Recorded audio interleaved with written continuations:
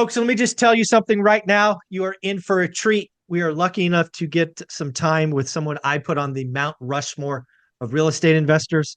He goes by lots of names. I call him a friend, Mr. Bill Allen. How you doing, buddy?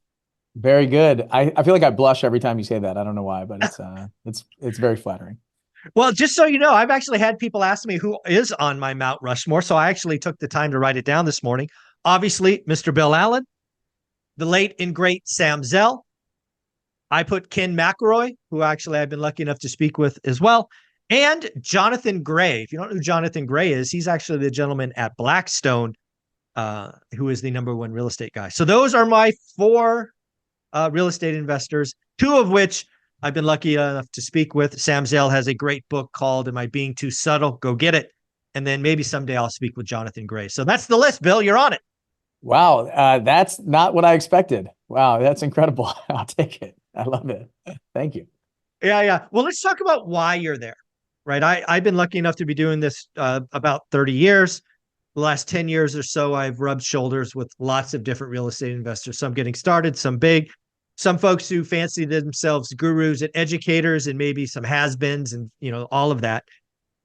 What I've seen with you, again, following you long before we ever spoke, was someone who takes action, someone who's not afraid to pivot, someone who gets proof of concept and learns, and someone who's not afraid to bet on themselves. There's a lot of points of failure that lots of folks go through. And I don't know if it's your military background. I don't know if I've heard you tell your story about being raised by your father and your mom.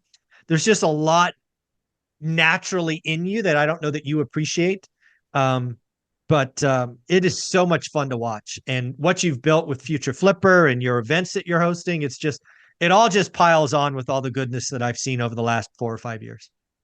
Well, I appreciate that. I think, I've been working really hard to try to figure out what my superpower is, like everybody's got something that they have a massive competitive advantage. And what I boiled it down to recently is just speed of decisions. I think I can make decisions faster than any other person that I'm ever competing with or anybody that I'm running side by side with. And what that does is it allows me to get a head start, especially in the beginning. And so I think so many people struggle with this, like decision making and how to decide on something. And that's the thing that I've been working on the past year, is to try to figure out, like, how can I teach that? How can I train it into people? Like you said, I think the military helped me a lot in making decisions, and a lot of that stuff it's totally trainable skill. So that's something I was just thinking the other day, like, that's it. It's the fact that I can make decisions faster than anybody else, and I get a jump. I get 2 to 3 step head start. Can you imagine you're doing like a 100-meter dash in the Olympics and you get a head start? Like, you're going to win every race. So I think that's it. Yeah.